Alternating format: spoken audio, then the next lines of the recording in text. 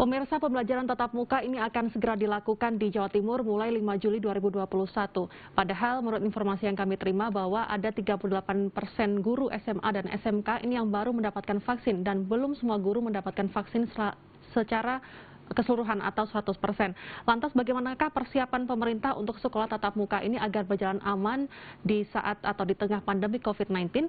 Hal ini akan dibahas di Dialog Titik Tengah bersama saya, Fatma Ayu.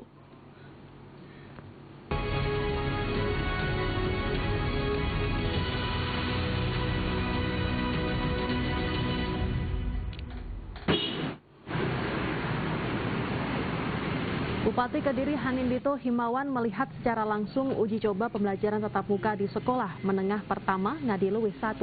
Ini untuk memastikan pemenuhan standar protokol kesehatan. Dinas Pendidikan Kabupaten Kediri mulai menerapkan pembelajaran tatap muka bagi siswa tingkat SMP di Kabupaten Kediri sejak Senin kemarin. Bupati Kediri Hanindito Himawan Pramana mengatakan pembelajaran tatap muka sangat diperlukan bagi pelajar saat ini. Selama uji coba, Bupati Kediri juga menyampaikan akan terus memantau dan mengevaluasi kegiatan pembelajaran tatap muka. Sementara dalam pembelajaran tatap muka ini, setiap hari waktunya dibatasi maksimal 2 jam dengan pembagian 30 menit untuk setiap mata pelajaran. Terus tadi juga saya cek kurang lebih kapasitas 50% yang ada. Jadi kalau muridnya 32 dalam satu kelas, tadi cuma sekitar 16-an yang masuk dalam satu kelas. Dan hanya waktunya kita berikan waktu 2 jam. Setiap satu mata pelajaran kita berikan waktu 30 menit.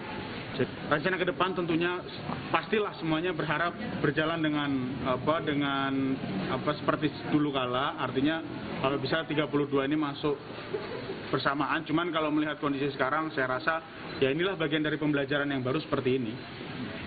Jadi kalau rencana ke depan mempertahankan yang sekarang sudah dilakukan. Sejauh ini ada... Pemirsa, Anda menyaksikan Dialog Titik Tengah, kali ini membahas terkait dengan bersiap sekolah tatap muka. Anda bisa bergabung bersama kami di 0315613369 dan sudah hadir di studio Metro TV Jawa Timur. Ada pengamat pendidikan yakni Pak Martadi. Pak Martadi, selamat siang. Selamat siang Mbak Fatma. Terima kasih sudah hadir di Metro TV Jawa Timur. Sama-sama.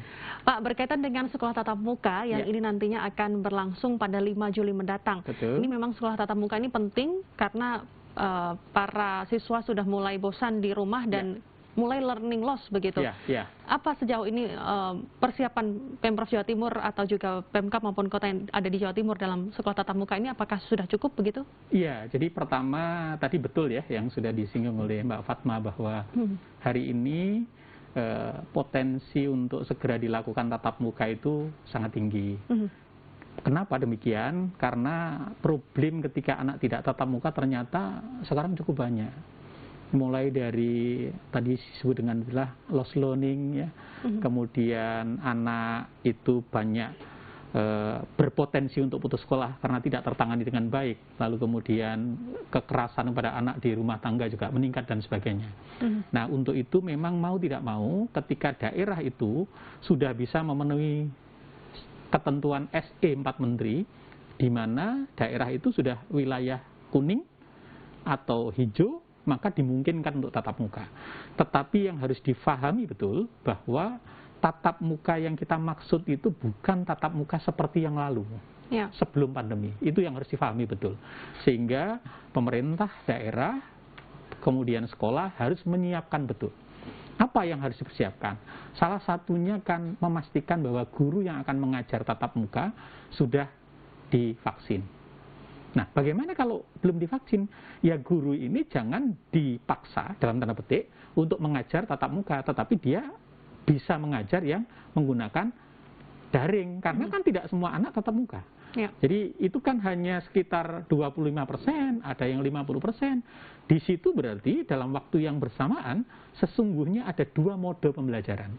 Ada anak yang di rumah harus ditangani dengan pembelajaran menggunakan daring, ada anak yang berada di sekolah yang harus ditangani dengan tatap muka. Jadi sekolah harus menyiapkan 2 mode pembelajaran yang berbeda.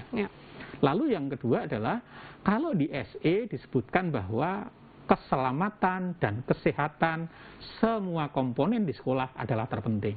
Maka persiapan yang harus dilakukan memastikan semua elemen yang ada di sekolah itu sehat dan selamat. Itu dulu. tentu dengan tadi berbagai cara, vaksin clear, lalu kemudian ada sarana untuk 5M itu jelas, SOP-nya jelas, lalu sudah dicek betul oleh Dinas Kesehatan bahwa sekolah ini siap. Lalu sudah melakukan uji coba, bahwa dalam proses uji coba itu semua SOP yang ditentukan bisa berjalan dengan baik. Nah, kalau itu sudah dipastikan, orang tua harus ditanya, setuju nggak? Ternyata tidak semua orang tua setuju. Nah, kalau orang tua tidak setuju, kita tidak boleh memaksa. Orang tua berhak untuk mendapatkan layanan pendidikan secara online, anaknya di rumah. Jadi, kemungkinan-kemungkinan itu yang harus dipersiapkan betul oleh pemerintah daerah, oleh sekolah, sehingga tatkala nanti tatap muka di tatanan normal baru itu betul-betul keselamatan dan kesehatan terjamin, lalu proses pembelajaran bisa berjalan dengan baik. Oke, jika kita lihat kembali pembelajaran tatap muka ini juga akan dilaksanakan semua jenjang seperti SD, SMP, dan SMA. Termasuk perguruan tinggi. Termasuk perguruan tinggi. Ya. Bagaimanakah ini yang paling riskan adalah SD dan SMP? Ya. Kurang cukup dewasa untuk sadar terhadap protokol kesehatan karena dewasa saja sudah abai begitu, apalagi yang masih kurang dewasa begitu. Seperti apa nih Anda betul. melihat Jadi, di Jawa Timur? Beberapa kendala yang saya sempat telusur ke beberapa sekolah adalah proses pengawasan ketika anak pembelajaran di sekolah. Anak itu berpotensi untuk kumpul dengan teman. Nah, ini yang seringkali susah untuk diawasi oleh guru. Nah, inilah yang terutama untuk anak, memang kalau sekolahnya tidak terlalu banyak, masuknya jangan banyak. Jadi sehingga misalnya gurunya juga jumlahnya 9. Satu guru hanya mampu mengawasi 3-4 anak. Ya jangan memasukkan anak lebih dari itu. Sehingga setiap 3 anak itu betul-betul menjadi tanggung jawab guru. Terawasi, kemudian terfasilitasi, terbimbing, dan sebagainya.